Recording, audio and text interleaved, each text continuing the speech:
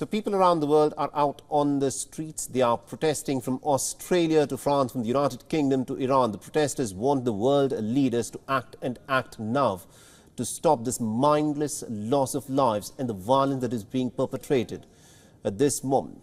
In Sydney, hundreds of Palestinian supporters in fact took to the streets and called for a ceasefire in Gaza. The protesters gathered in the Hyde Park. They spread a large Palestinian flag afloat, holding placards along with bloody baby dolls, and marched through the city. One thing, that the Israeli occupation. We are very angry to the extent to which the international community isn't taking the right action to demand a ceasefire. So for this reason, we've gathered in thousands today to demand for a ceasefire and to demand for an end to the Israeli occupation, meaning safety for those Palestinians that might be in an ambulance or a hospital or a home. In Tehran, the rallies marked the 1979 seizure of the U.S. Embassy. People chanted slogans against America and Israel in support of the Palestinians. 40 years ago, the Iranian revolutionary students had stormed the American embassy back then after the fall of the U.S.-backed Shah. They also held 52 Americans captive for more than 400 days. The demonstrators gathered in large numbers at the Palestinian square in the heart of the capital, and the demonstrators also carried pictures of Palestinian children who've been killed and their lives being wiped out in these Israeli strikes.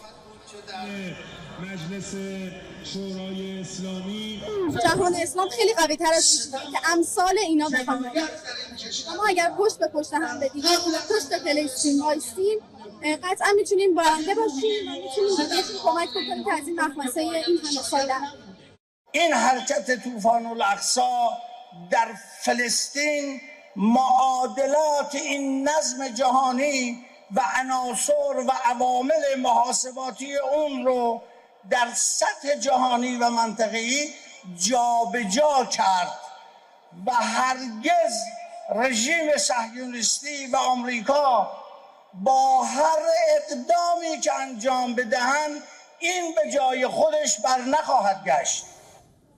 Meanwhile, in Europe, thousands of people marched through central London. The march, in fact, took place at the Trafalgar Square. Demonstrators carried banners, signs and Palestinian flags to show their support for what is happening for the Palestinians in Gaza. They're asking for an immediate ceasefire.